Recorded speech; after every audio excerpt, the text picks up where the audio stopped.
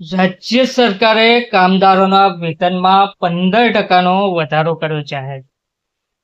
13 વર્ષ પછી આ સારા સમાચાર સામે આવી રહ્યા છે. સરકારે લઘુત્તમ વેતનમાં કર્યો 15%નો મહત્તમ વધારો.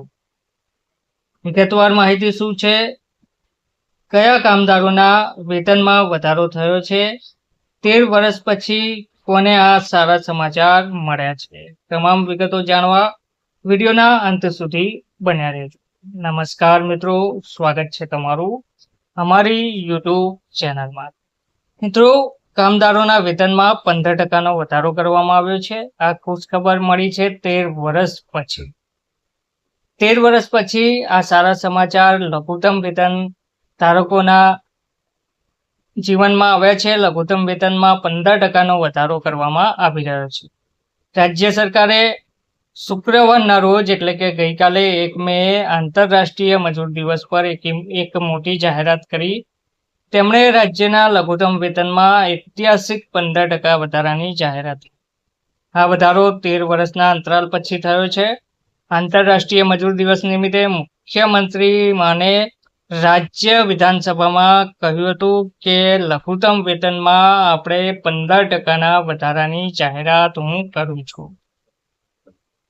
વિધાનસભામાં મુખ્યમંત્રીએ ભાર મૂક્યો કે 13 વર્ષના અંતરાલ પછી કરવામાં આવેલ આ ફેરફારનો હેતુ ફુગાવાના સમયમાં કામદાર વર્ગને આર્થિક ટેકો પૂરો પાડવાનો છે.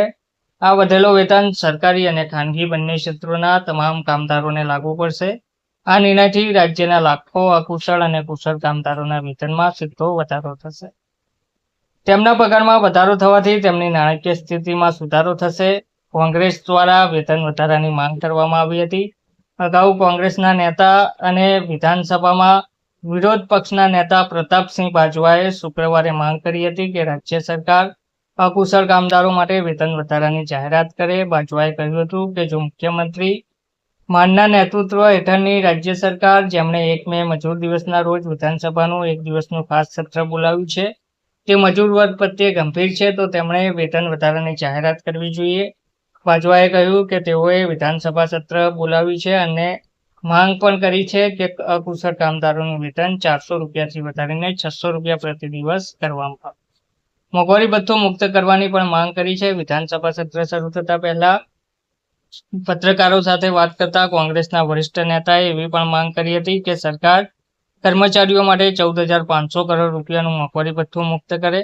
તેમણે કહ્યું કે કર્મચારીઓના બાકી મોંઘવારી ભથ્થાના બાકી ચૂકવણા મુક્ત કરવામાં આવે અને વિનંતી પણ કરવામાં આવી હતી કે જ્યાં સુધી આવું ના થાય ત્યાં સુધી મુખ્યમંત્રીનો પગાર, વિરોધ પક્ષના નેતા તરીકેનો મારો પગાર અને સમગ્ર રાજ્ય મંત્રીમંડળ, ધારાસભ્યો, ભારતીય વહીવટી સેવા આઈએએસ અને ભારતીય પોલીસ સેવા આઈપીએસ અધિકારીઓના પગાર રોકી દેવામાં આવે. ટૂંકમાં મુખ્યમંત્રી દ્વારા આ એક મહત્વપૂર્ણ નિર્ણય લેવામાં આવ્યો છે. 13 વર્ષ પછી લઘુત્તમ વેતનમાં 15%નો વધારો જાહેર કર્યો છે. પંજાબમાં ભગવત માન સરકારે આ ઐતિહાસિક વધારો જાહેર કરવામાં આવ્યો છે. ધન્યવાદ.